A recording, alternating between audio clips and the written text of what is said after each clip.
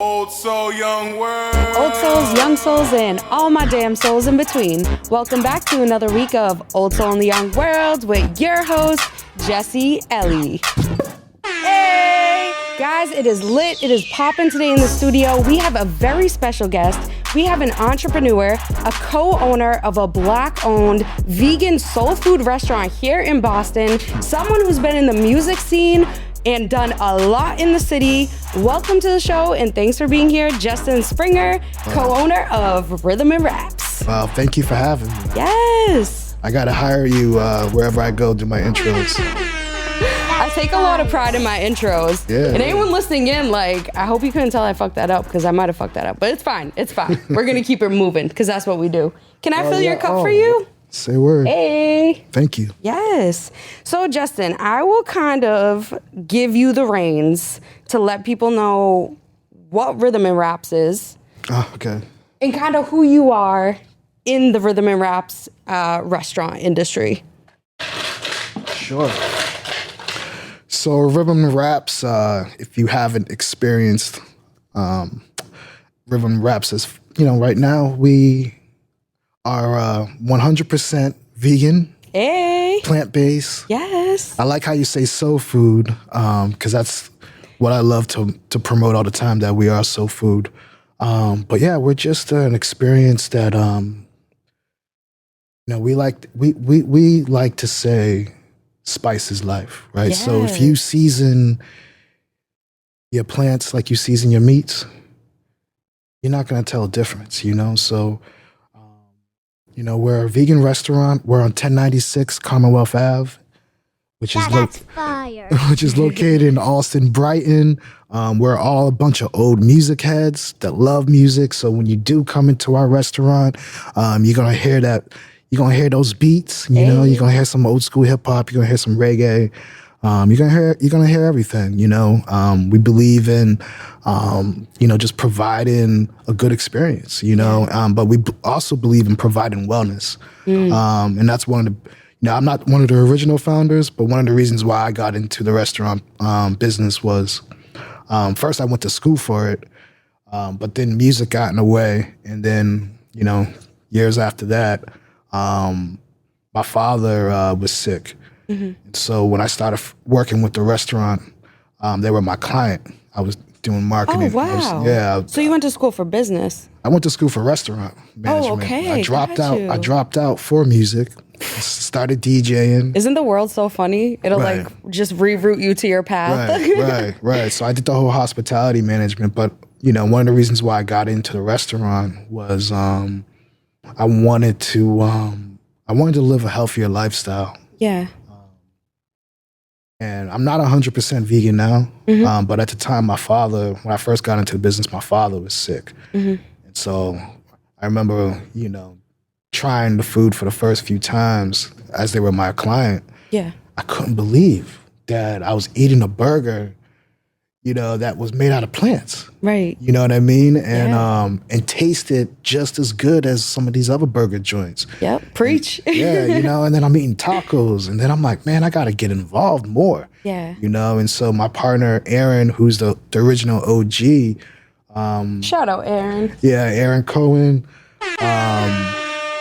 And I also knew it was going to give me an opportunity to preach more to my father, who at the time had diabetes. Yeah. And I was trying to get him to switch to a plant-based diet. Right. But I feel like I'm kind of all over the place. But no, that makes 100% sense. And Can I just shout you out real quick for one thing? Because a big reason that I wanted to have you on the show to represent Rhythm and Raps and to talk about, what you do behind the scenes. But to me, I've been a vegetarian for over a decade. Oh, wow. I started very young, and I come from an Italian family. So when I made that choice, I know moms wasn't feeling that. Nobody was feeling that. They were still for years after I already said I'm vegetarian, offering me steak, meatballs, lasagna, this and that. And I'm like, guys, no, I'm serious. I'm really not eating meat anymore.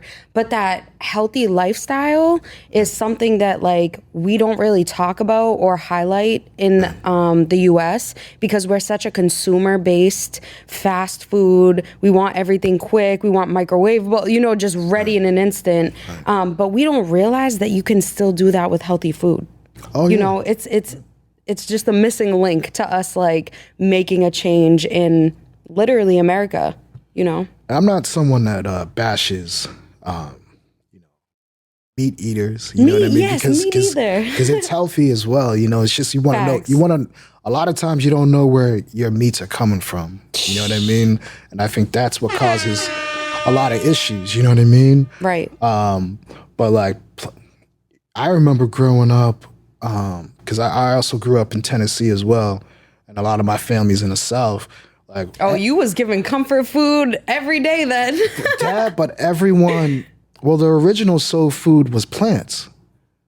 You know what I mean? A lot of times people think soul food was just fried chicken. Yeah. Like, nah, plants. I mean, we used to, well, back before my time, of course, like the meat, fried chicken was only on like special holidays. Every other day you were eating out of the garden. You know what I mean? And we would, you know, we would use meats to season our plants, you know what I mean? But plants were always the number one, you know, entree back in the day. Facts. And but I was saying when I was growing up in the South, like everyone had a garden. You can go in your backyard and grab a tomato. And I just feel like today, like we're not really growing our foods or watching where our foods are coming from. You knew back in the day.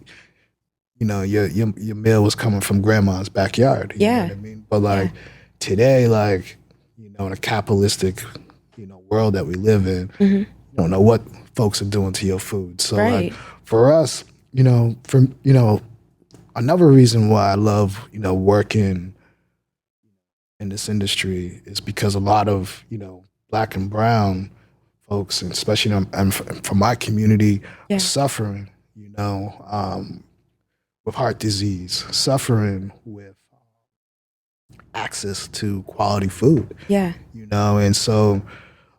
Can I just say one thing? It's just on that real quick. Please. That fact that you just said, because it is a fact. And I was actually researching about like, you know, how Americans eat when like I was, you know, coming to talk to you because being vegan is very specific, you know? Right. So I kind of looked up the facts and figures about like, the white population in the U.S. and how many people are vegan compared to African American. Right. And right now, African Americans are actually at a higher percentage of being vegan. Right. And the articles I was reading said because of like generations of, you know, maybe not having the healthiest eating or options or choices or resources, that now it's coming back to the health effects. And it's like, how do you make a healthier community by changing the way you're eating? And I think on the opposite note of that, I think a lot of white Americans are very used to, like I was saying before, that quick lifestyle of just consuming and not thinking about what's going into your body.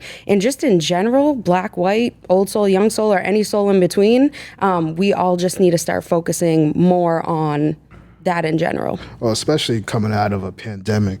Yes. You know what I mean? Where we have 100%. To focus more on our immune system. Right. I think a lot of people, I think those numbers probably went up during that pandemic because a lot of people took time to look into their personal health, you know, how to protect themselves better. But now, you're 100% right. I mean, I would say a good percentage of folks that experience the restaurant are non-vegans.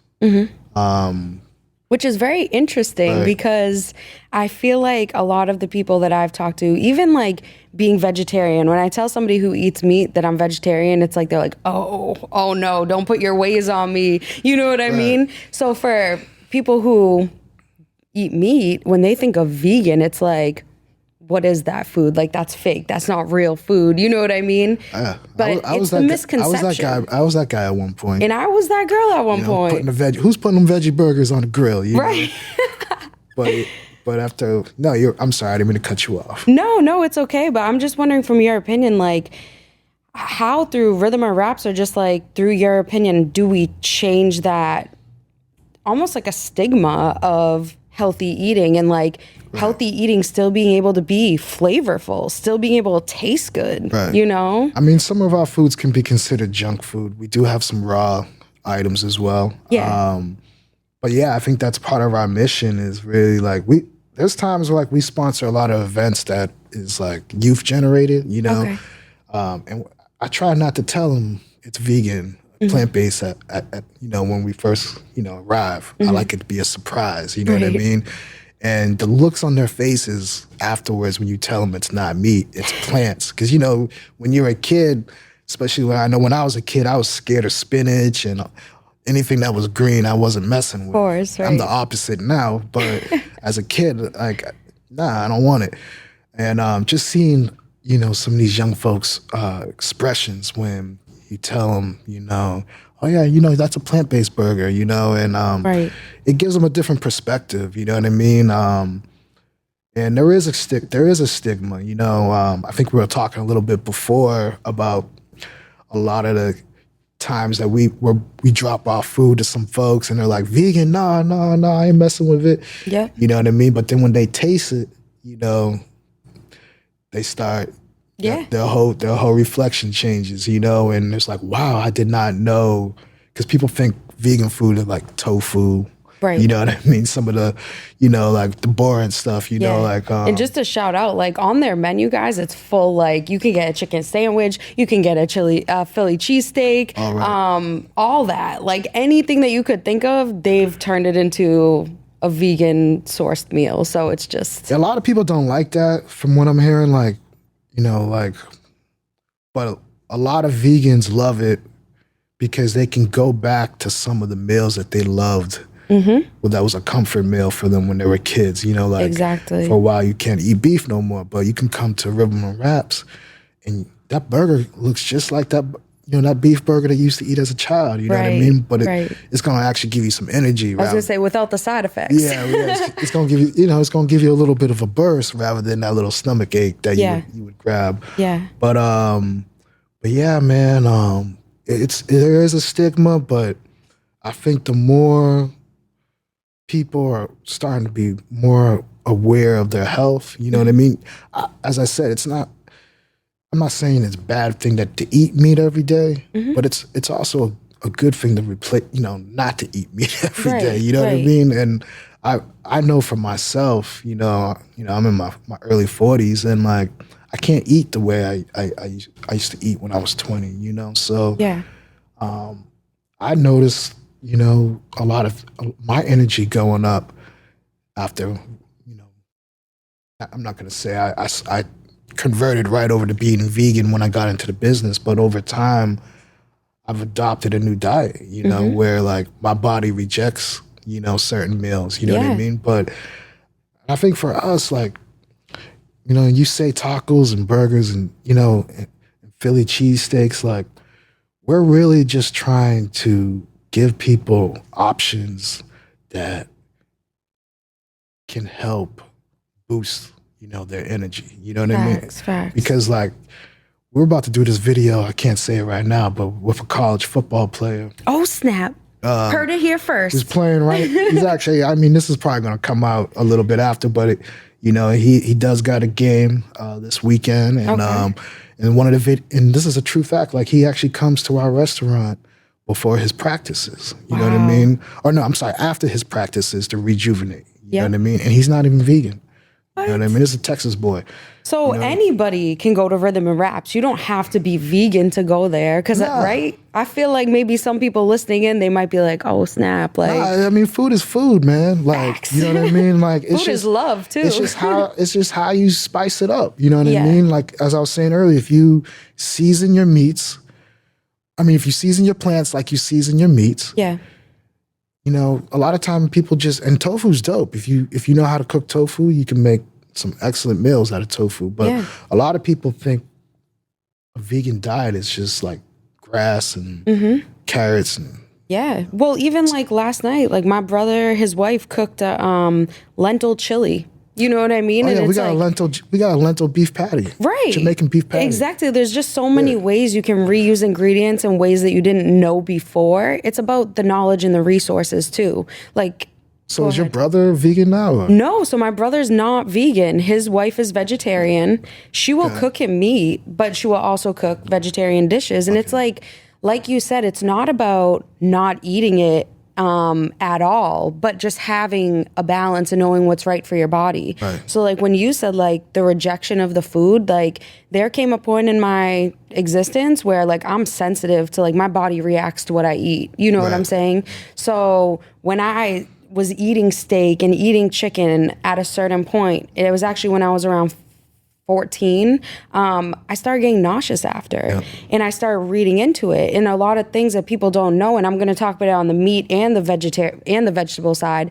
But with meat, there's so many hormones put into it through factory farming and production, but then also, like you said, you need to know where your sources come from. So even vegetables, they're made with chemicals and preservatives to keep them having a shelf life. Right. Instead of, like you said, growing it at your house, knowing where it comes from. Those vegetables, they still have stuff that's not good for you. It's how you're, especially where it's coming from. They're frozen for so long. Too. Facts. And frozen. Yeah. So, aside from rhythm and raps and everything that you're doing there, because, we love supporting, soul businesses that have meaning behind it, that have depth, and you guys being one, Black owned, and two, on the health aspect of it, but three, a huge part that incorporates, it's rhythm and raps. And music is a huge incorporation into this business, and I think into you also as an individual. Oh, man. Can you tell me a little bit about your side in the music industry and how that led you into working with the rhythm and raps business? Man, my journey in music started really when I was young. One of my best friends growing up was this kid named Ari Weiner. Okay. His dad was Mark Weiner. And Mark Weiner was a lawyer for Maurice Starr. Wow. So at a young age, I was in rehearsals of New Kids on the Block. This is when New Kids on the Block was coming up all over, you know what I mean? Like New Edition, New Kids on the Block. Like I was around. Not to say they're not still killing it, because I don't know if you see New Kids on the Block recent tour, but they are still killing it to this day. So the crazy thing is, so my journey. So I ended up being around them a lot to the point where they asked my mom at one point if I can go on tour with them to Japan. My mom's like, no, he needs to go to school. He can't be going on. Oh, what? She regrets it years later because I dropped out of college for music. But it always comes back. She should have just let me go. But yeah, years later, I ended up working with Jordan Knight and working his album and going on some tour dates with the New Kids on the Block. So they're still doing it. Yeah, for sure. Killing it. So but when I was around them, I was a kid. And even like in my teen years, I was always like editing, making my own like mixtapes. I don't know if you remember VH1. I mean, not VH1. So I'm like, yes, I remember VH1. Definitely not VH1. So, don't you know? No, I'm thinking of Donnie Simpson on Video Soul, which was on BET. So I would take like a compilation of different music videos and make my own VHS tapes. Yes. Not knowing that years later I'll be editing. So like even always was involved in music. And then I started DJing in college. Hey. And this was like during like the Master P era. So like, you play anything, No Limit, you get the crowd going. Facts. And this is when I was going to school down south. And then when I came back, one of my best friends was a promoter. And I saw what he was doing, inviting people to the clubs. And I was like, man, I need to get involved in this, Yep. And so I ended up getting more involved into the nightclub scene, which opened up doors for me to work more into music, and working with record companies. So, I went from, being the street team guy to being, working directly with the artists, so I've lived many lives. I can probably sit here for hours, but I've got an opportunity to been on a lot of different tours, been a lot of different music experiences. Can I name drop? Oh yeah, I've worked with John Legend. I was like, let me whisper it in case he says no. No. I'd be forgetting things too, but because it's many lives ago. But yeah, no, it's something I'm proud about because we try to do something different. I happen to know John at a time where not a lot of people knew who he was, and so... Because you say you were involved in one of his first albums. That's like... that brought him to kind of his... Me and platform. John go back to, I remember Used to Love You, the original Used to Love You. It was on Kanye, so we used to work on, a lot of different record promotions at the time. So one of the, Kanye had this Louis Vuitton mixtape that was pretty big a few years after his car accident. And on that CD was John Stevens, Used to Love You, which is John Legend, right? And I remember hearing that the first time hearing Used to Love You, I was going through a breakup. And the girl that I just got broken up with, she had messed with some of the Patriots. So, He said she had messed with some of the Patriots. She was pretty popular, you know what I mean? Dang, okay. I had found out. But if you listen to Used to Love You, a lot of the lyrics are kind of like, I can't remember, but something about you leaving me for Puffy. Definitely relatable to your situation, yeah. And I wrote him an email, and I was like, yo, I'll do anything to work this record. So you just reached out? I emailed him. This was before like the internet, you know what I mean? Yeah. I mean, it was the internet, but it wasn't like... The basics of internet. It wasn't no real Google or nothing like that. It might have been Yahoo or something. But I found him. Still on dial-up. Yeah, I found him. I told him, I do marketing in Boston. And long story short, I pitched him this idea where we would do... there was a lot of mixtapes at the time, but I wanted to do something different. So me and Static Selector hooked up on this one, who's my... Shout out. One of the Avengers I was running with at that time. And at that time, Static was blown up as a DJ. And I wanted to put together... because a lot of people didn't know who he was at the time. The video wasn't out. None of that was out. So I was like, let's do a CD that introduces who you are as an artist. So I was like, name me all the songs that influenced you, right? And so he was naming like Marvin Gaye.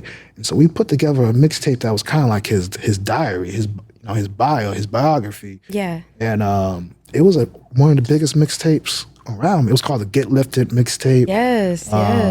It was pretty successful. I ended up taking that opportunity to connect with John more. So like anytime he had a show on the East Coast, I'd print up some CDs and we would go out to New York, or we would go out to all these little random colleges around New England and push the CD. And then over time I ended up hooking up more with his management and working with some of the artists. He ended up starting a record company years later, and I ended up working for that and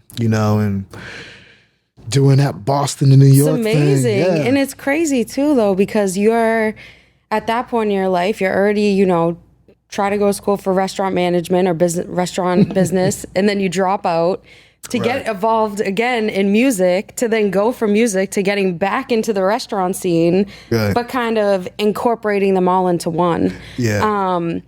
And so when you, because I know, so for those of y'all who don't know, Rhythm and Raps was originally a food truck that would be parked up at different spots in Cambridge and Boston. I think that was in 2018-ish. Am I wrong? The store opened up around 2017, but we would still, the food truck was still in Harvard and various different locations up until 2020. Okay. Yeah. And at that time with the food truck, you weren't quite involved yet. I know. But you was getting in. So I came into the business. So it was through a Music Connect. Yeah. So I knew Aaron, but I didn't know Aaron. Yeah. So I produced a music video that one of his artists, because Aaron was in the music business too. Yeah. Boycott. Shout out to Boycott Blues. Shout out. So I got connected through a mutual friend who was in the music business with us. And because I had started a marketing company called Outside the Box, which is still in operation. Wow, you do live many lives. You have many different organizations. Well, I have good partners around me Yeah. where I can be able to balance everything out. You know what I mean? Right. But yeah, so the restaurant started as my client as first. So okay. So I was doing a lot of the social media marketing, and then after a while, it made sense, to take it up a notch. Yeah. And so Aaron graced me with an opportunity to be his business partner. Wow. And ever since then, like, it still hasn't hit me really, like, honestly, that I'm in the restaurant business. You know what I mean? Yeah. People be, even though my family be proud and stuff like that, it's still a lot of work. You know what I mean? We're nowhere where we want to be. Like, my goal is to see Aaron on vacation. He's always in that kitchen every day. Facts. You know what I mean? Well, that's the thing people don't realize. When you start a business, you're working even more than if you're kind of working for somebody else. Right. It's a 7-day-a-week, all-day job. and then it could be unpredictable too. Very you know true. what I mean? Especially in a small brick and mortar where we are now. There was a lot of times where it could be the water pipe bursting one day or the fridge breaking one day. Right. But I felt like through the pandemic, getting out of the pandemic, we grown a lot. You know what I mean? Like, we really took a lot of opportunities to plant our seeds in every neighborhood. Yeah, for sure. And I had a question about during the pandemic, and I did see kind of another article about the store, but I was curious to get your perspective on it. Sure. Just through the pandemic and everything that happened, the social justice and Black Lives Matter going on, rest in peace, like the, death of George Floyd. Right. I feel like it set off this Black business movement. It did. Where it was like, okay, everybody who, it's your chance, it's your time to shine and prove that you support Black businesses, that you support that in your community. Did you feel like through that or after the pandemic that kind of played into like an uptick in you guys, or was it like the same, or did it go down after that? I'm going to be honest, it was an uptick. Okay. You know what I mean? Do you feel like it was a trend, I think is what I'm trying to ask. It was a trend that kind of became a little annoying after a while, you know what I mean? Because we're not, even though, we have owners that are of color, like, we're for everybody. You know what I mean? And we have partners that are white as well. You know what I mean? So, it was very helpful because it introduced us to a lot of different programs that were going on. So, like, I was actually helped start Boston Black Restaurant Week, which what? Yeah, I was one of the first originators of that. That's awesome. So, shout out you. So there was a lot of different platforms, and then China Tyler, who now has taken over. We started it with her. She's a state rep of Roxbury right now. Roxbury and Dorchester. She helped us a lot because she really pushed it to the next level. Yeah. And she was able to get us on TV and things like that. Like, a lot of people a lot of media was reaching out to us as well. You know what I mean? Because, so it did help us with a lot of the promotion. You know what I mean? A lot of people were coming. But we don't want you just to come just because we're Black. You know what I mean? We want you to come because it's going to be a great experience. You know what I mean? And I was just telling someone the other day, like, we live in Boston. We got to do something for the Italians and Irish, like, because we have different plates. You know what I mean? And I'm like, we did something for the Jewish community. Please make me a quinoa meatball. Please make me a quinoa meatball. That's what we got to hook up. I can work with you. I have a great recipe I've tried before. Man, we tried to do a pizza. Man, we failed at that really bad. Like, I miss meatballs so bad. Sorry, I just had to say that because when you talked about people missing things, I'm like, yo. That's what it's about. Yeah. You know what I mean? And because food bridges culture. It doesn't matter if y'all don't speak the same language or look the same. If y'all enjoy the same plate of food, you're bonding right there. Hell yeah. You know? I mean, even a lot of our employees are from around the world, right? Yeah. So, like, we'd had employees from Mexico. So a lot of our menu is from a lot of our current and former employees, and they're taking a piece of their home Yes. and bringing it into like a vegan cuisine. You know what I mean? So we've done it all. We tried it all. You know, we just try to be like a global menu. That's what we're about. You know what I mean? Because we're trying to expand, and if we're trying to manifest, we're going to manifest on this program today that we want to open up multiple stores. We want to be in the areas where you would consider be food deserts, right? You know what I mean? There's a lot of areas that don't have access to, like healthy grocery. You know what I mean? So we have a lot of plans, God willing, where we can start building farms. You know what I mean? It's crazy. You just took this thought out of my head because that's what I'm thinking. Like, we have so many opportunities as communities. Every single city or town should have a community farm. Do you know what I mean? We should have a place that we can resource locally from. And be accessible to everybody. And be accessible, right? Like, when I think about like homelessness, poverty, like people like struggling, it's like not that we aren't able to fix that. It's almost like everyone's so focused on themselves. If we try to expand more as communities, we could have local farms like that where everybody would have, the ability to go through. I do see, and shout out to Urban Farming Institute in Mattapan. Hey. They're doing a lot of the work, and shout out to Glenn Lloyd, who's one of the original founders, who hopefully will be helping us take the restaurant to the next level. I won't get into too much of that, but we'll keep that under wraps. But you feel me? But Glenn Lloyd also, he's another entrepreneur. Y'all Google him. He also started City Foods, which is now has a contract with all the schools, and they're all about healthy eating as well. So I feel like the movement is already here. Yeah. You know what I mean? And Massachusetts is actually offering now for the first time. I actually work at a high school outside of this. Which high school do you work at?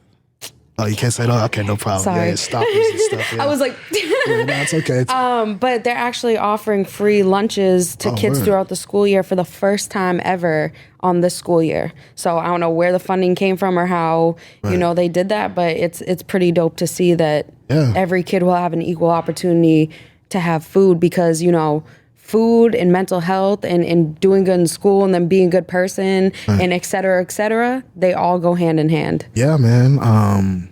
That's good to see because I think a lot of the issues that some kids may face on staying focused in school is that they're hungry. 100%. You know what I mean? Yep. And I never had that issue. You know what I mean? I was blessed, with a middle class home, but doesn't mean just because my garden is, I'm just being hypothetical right now. Let's say my garden, I have a blossom of fruits and vegetables. Right. And then I look over to my neighbor, see that it's just weeds. You know what I mean? I can't continue to appreciate my garden if my neighbor's garden. You know what I mean? And I think people got to start thinking That's a mindset, though. People got to start thinking like that. You know what I mean? Yeah. And I'm not saying I have this big ass garden. You know what I mean? No, I get it.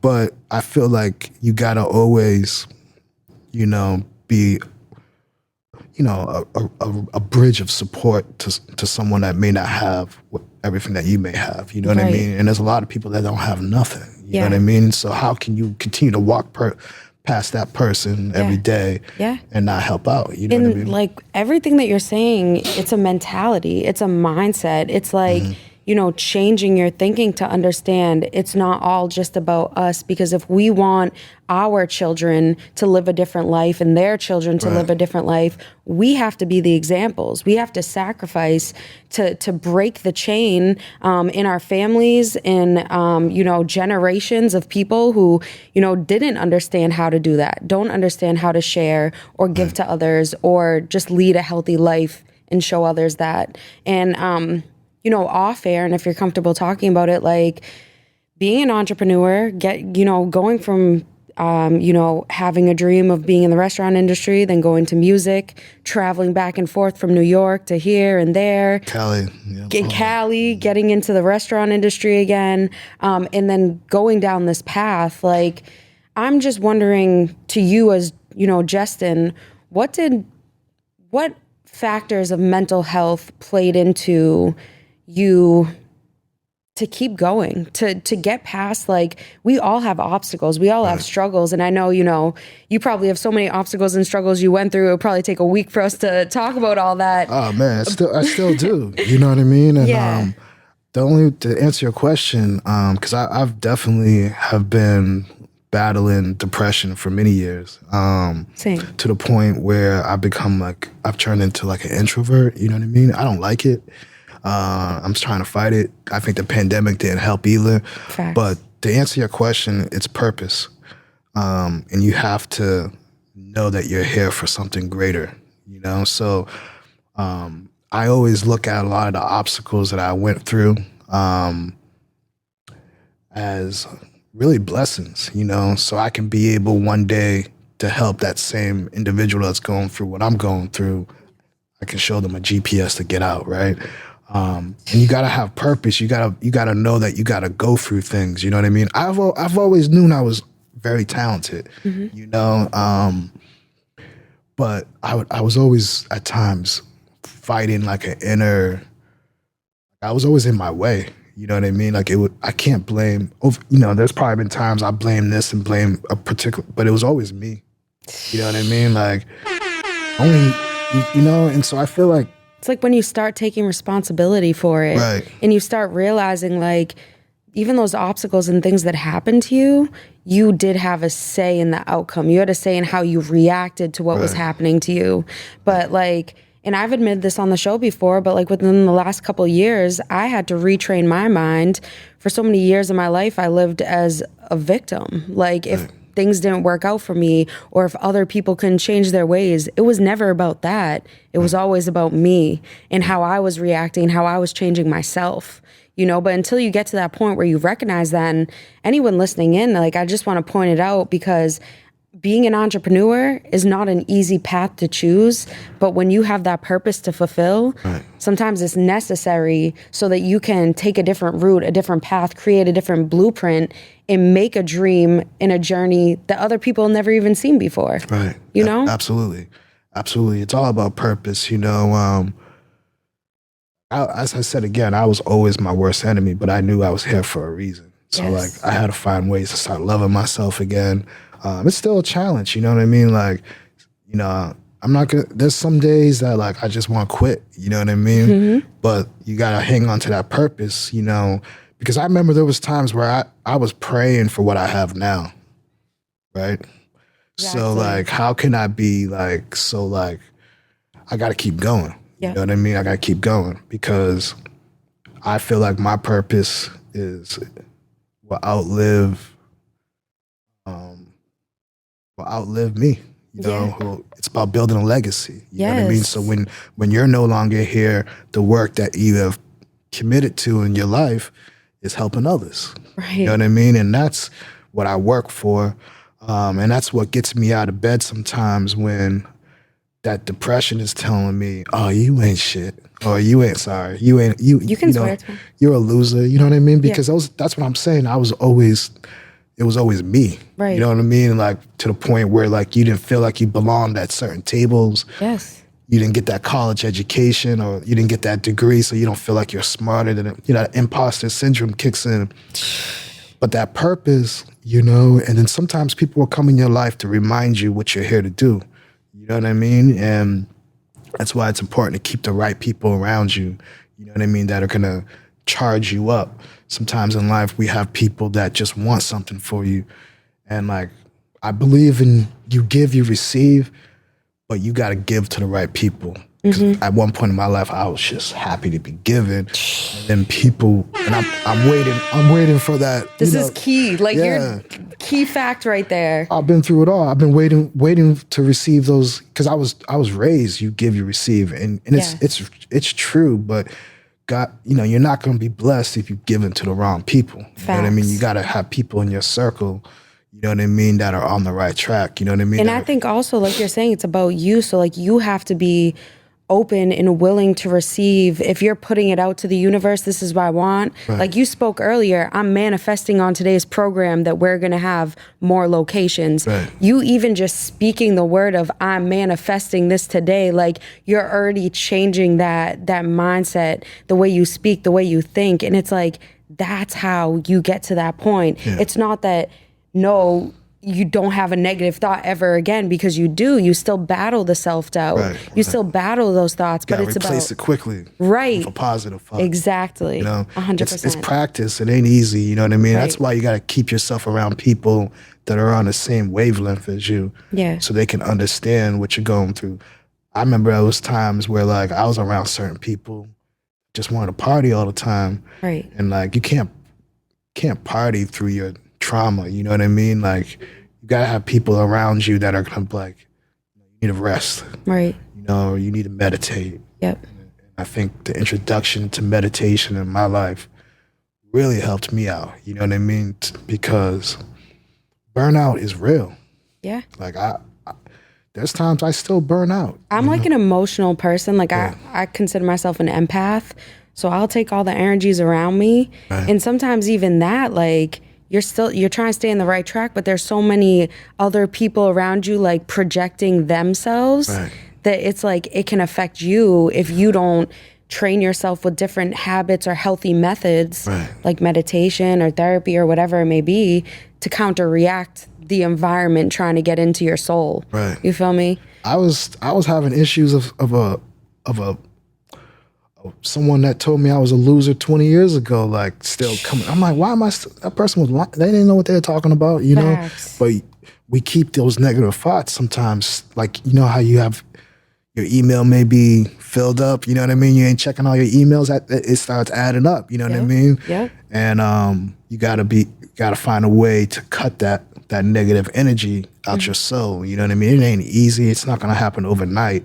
Facts. But what has always gotten me to work harder on fighting these demons is purpose. You know? And if you focus on your purpose, if you focus on that I, which is the prize, you know what I mean? Like you'll be able to start attracting what you always wanted. You know what I mean? That's all it is laws of attraction. You So know? you believe in laws of attraction? I surely do. So do you kind of believe in negative and positive karma? Like, or is that on a different level to you? Even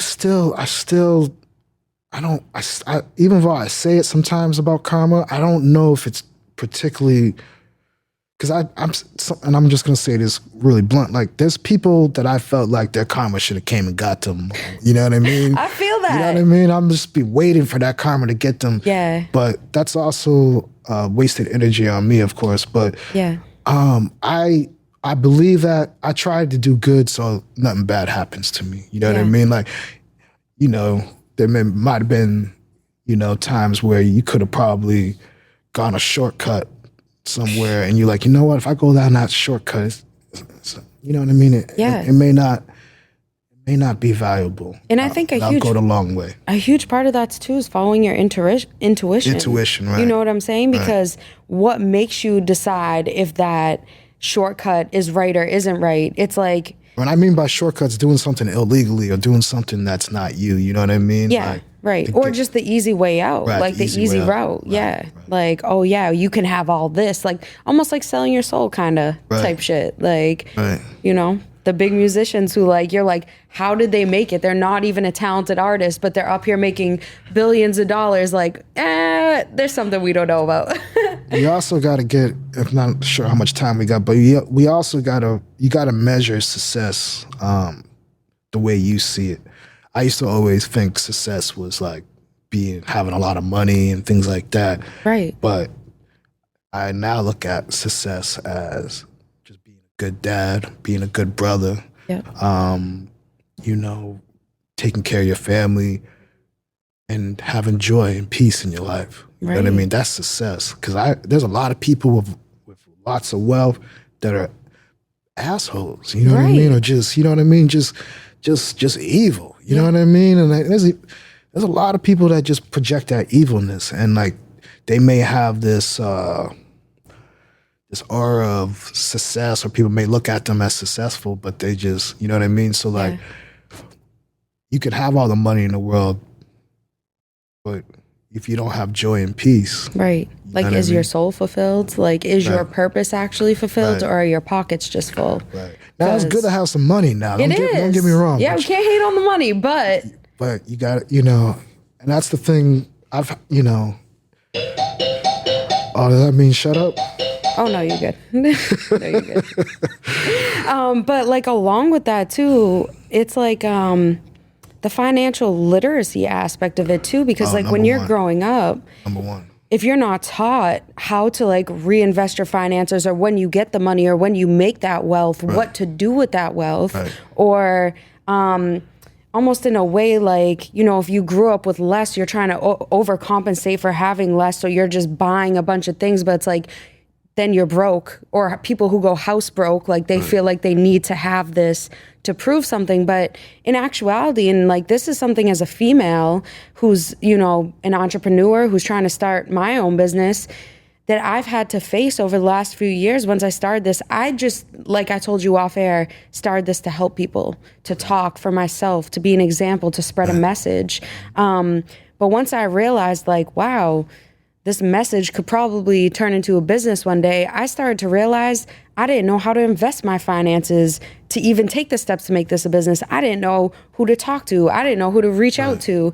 And that is a huge key aspect of being an entrepreneur. And I'm sure you know, going into the restaurant industry, how do restaurants survive off, you know, wealth and the income? And it's like, but what do you do so that business doesn't close down? And I'm just wondering from your perspective, like, were you taught financial literacy in your family? Did you figure it out yourself? Did you go to YouTube University? What'd you do? My financial blueprint, and what I mean by that is the village you grow up with. So my mom, my dad, I love my parents, you know, but they weren't great with money. You know what I mean? And so it trickles down, you know. I'm still not great with money, but I keep people around me that can hopefully keep me accountable or teach me. You know, now I'm getting into like NFTs and stocks. I wish I was doing that when I was 18. You know what I mean? Exactly. There are young folks that I'm around that are very polished at 18, 17. And that's because their financial blueprint, their parents were heavily, and there's no beef on my mom and dad was just like any other parent, you know what I mean? But like, you gotta, financial literacy is the most important thing, because a lot of what was brought the depression out of me was financials. You know what I mean? Not having the mobility to do what you wanted to do, right? And we gotta look at money as a tool. Right? We sometimes are always just consuming, right? Just like social media. We got to use it as a tool instead of a consumption. Right. Yeah. And like, you know, I just wish in schools we can teach kids what they're really gonna, I mean, it was good to know algebra and stuff, but like, I wish they taught me how to do taxes. 100%. You know what I mean? Like, I wish someone taught me about credit. Right. Credit. Like, please, like. I mean, why do we find out about this stuff when we're already in debt? And then you're stressed because you don't know how to go about it. Like. Right. So I think, and you know, that definitely triggers a lot of what you were saying, mental health issues and things like that. But, my goal is to start programs in the future for cats that are getting out of reentry, getting out of, jail or prison, or may have one foot in a gang and one foot out. Yeah. Like, you know, so I don't want to talk too much about it, but, you know, my brothers, one not here,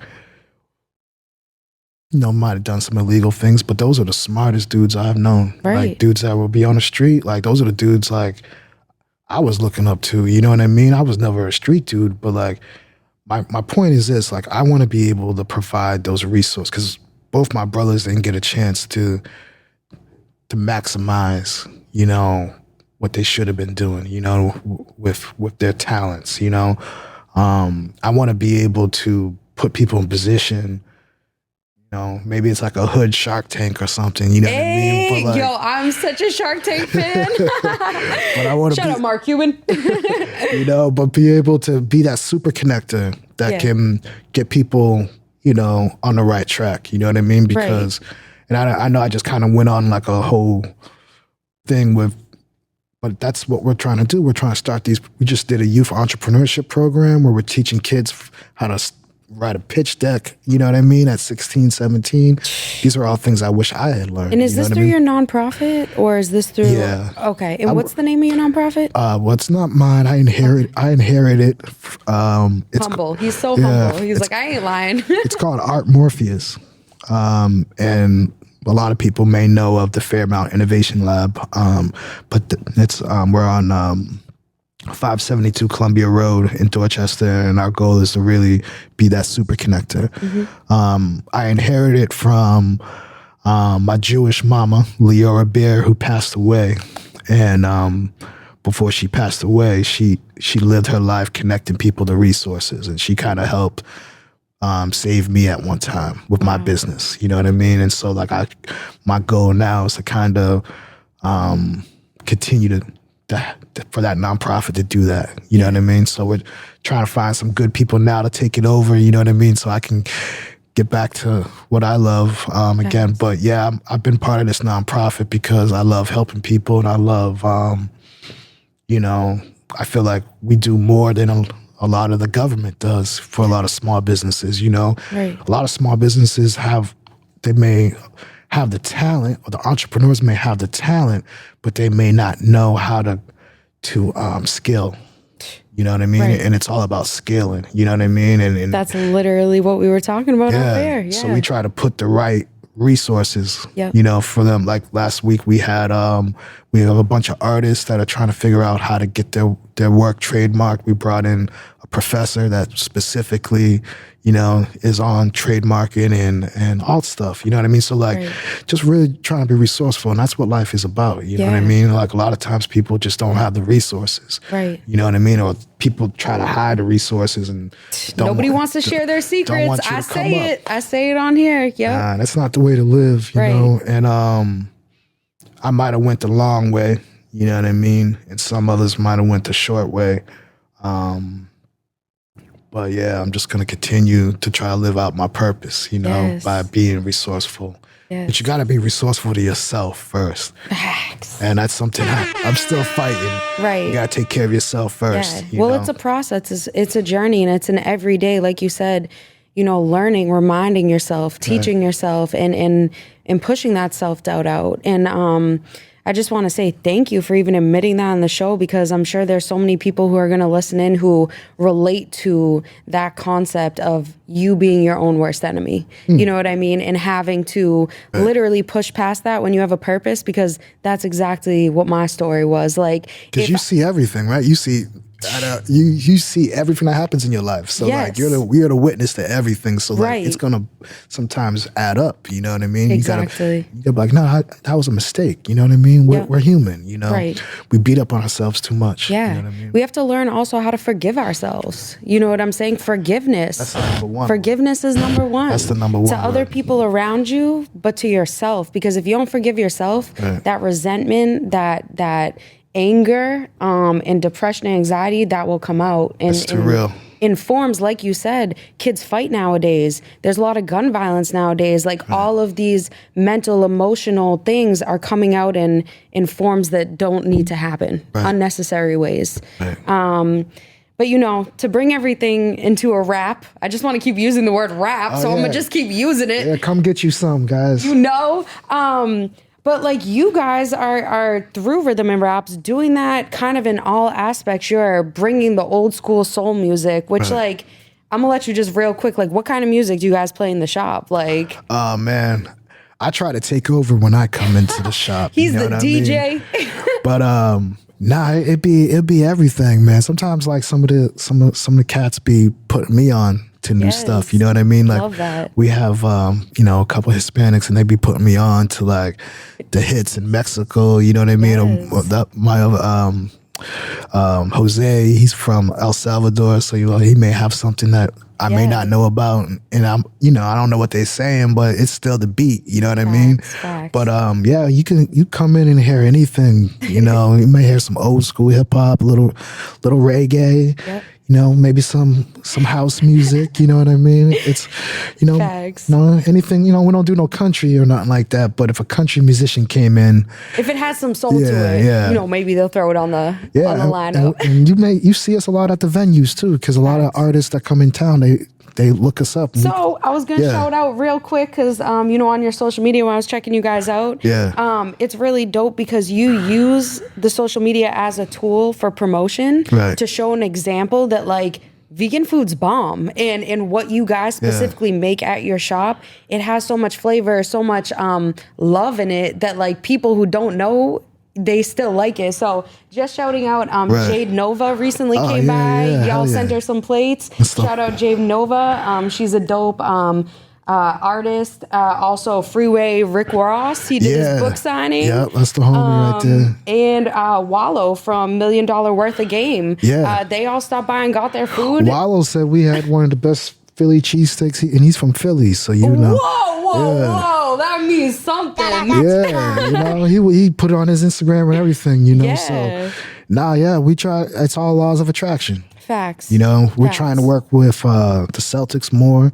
We're going to be doing something with them in a couple weeks. That's huge. Yeah, Patriots, all that. So we're trying to really take it to the next level. As I said, we're trying to really open up some farms in the future. I say that not to just say it, like that's what we envision, It may not be happening next month, but it's something that we're planning for, Right. And it's crazy because you did say before, like, you had pictured yourself being here one day. Like this was like part of your goal to be, involved in a restaurant, be involved in music, entrepreneurship, helping, giving back to others. And I just want to say to people, like, that's the most beautiful thing about life. It's so fluid, and being an entrepreneur is so fluid. Like sometimes you can get to your end goal, and when you get to that goal, you're like, wait, this wasn't ever the end goal. There's so much more. So like, I can't wait to see what Rhythm and Raps does.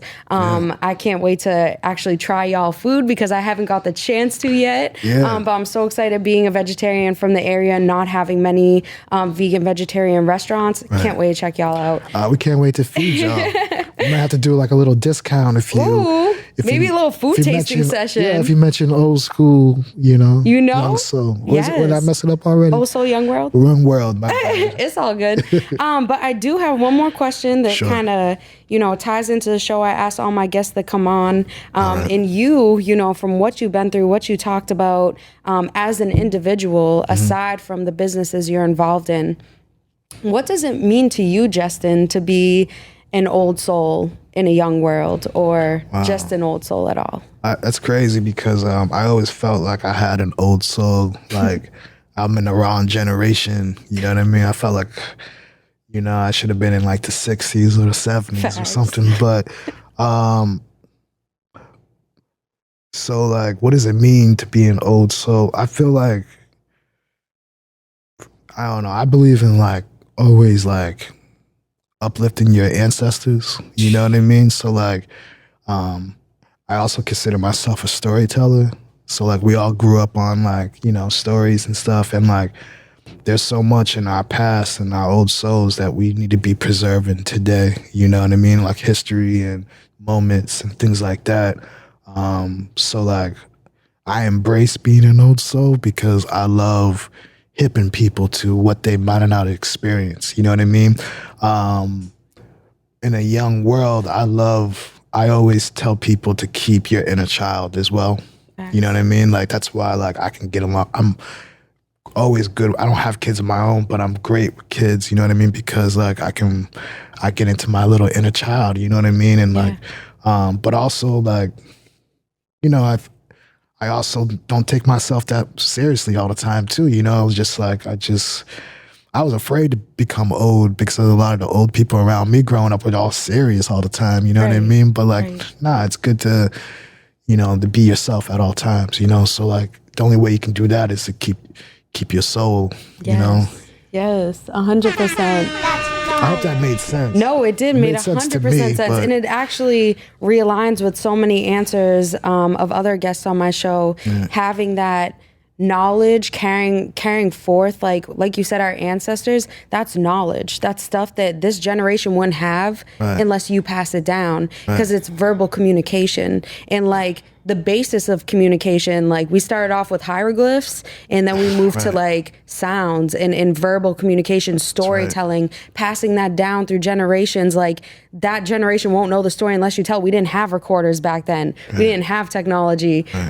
So, you know, you, Justin, yourself are an old soul example of being able to pass down generational legend. You know what I'm saying? That's what you talked about earlier, being able to carry, you know, your legacy, not only through this life, but through the lives after you. And I just want to thank you so much for coming on. You know, for repping nutrition, mental health, you know, having music involved in food and showing the connections that can really make if you pursue it and you're consistent and it's part of a positive purpose, you know. So I want to give you a chance to let the audience know where they can find Rhythm and Raps on either social media or if they want to go check out the store. And anything else you're doing too. Yeah, you can find us on all social medias, Rhythm with the letter N, and then it's not Raps as R-A-P-S, it's Raps, W-R-A-P-S, because we specialize in our raps, you know. So yeah, rhythmraps.com if you need delivery. We're on YouTube, TikTok. We're new to TikTok. Don't laugh at our content. We're trying to figure it out. Same. Instagram, Twitter. We're on all that. If you want to find me personally, because I also wear a lot of different hats as well. It's Justin Springer. I think it's Justin M. Springer on Instagram. That's pretty much the best way to reach me. Or Justin M. Springer at Gmail. But I love connecting people. And yeah, so hopefully the next time I'm on this show, we'll be opening up our second or third store. But yeah, just continue to believe in yourself. I've almost given up on myself many times in life, even as recently. You know, just hold on to your superpowers, and you can bring anything to this world. You know, with good people around you. Facts. You know, you got a good team right here. Like, you know, so and continue to support this show. All right. Thank you so much. And you know, also Young World, we continue to support local businesses, entrepreneurs, Black owned, female owned, anything in between that supports mental health, nutrition, etc. And that's all that Rhythm and Raps and Justin Springer as an individual stands for. Make sure, guys, over the next couple of weeks, you check them out. Check out what they're doing, their movement, their backstory of how they came from a food truck to where they're at now. And use that as motivation for whatever you're doing, whether you're in the restaurant industry, you're in the music industry, you're in the podcasting industry. There are always steps that you can take and resources that you can use to move forward. Like Justin said, going up, you know what I mean? Keep growing, keep trying, be consistent, but never give up on yourself, because our purpose is what pushes us forward. So make sure you guys check out Rhythm and Raps, go to their store, show some love. Make sure you say that Jesse Ellie sent you, and tune in with me again next week on Old Soul in the Young World with your host, Jesse Ellie.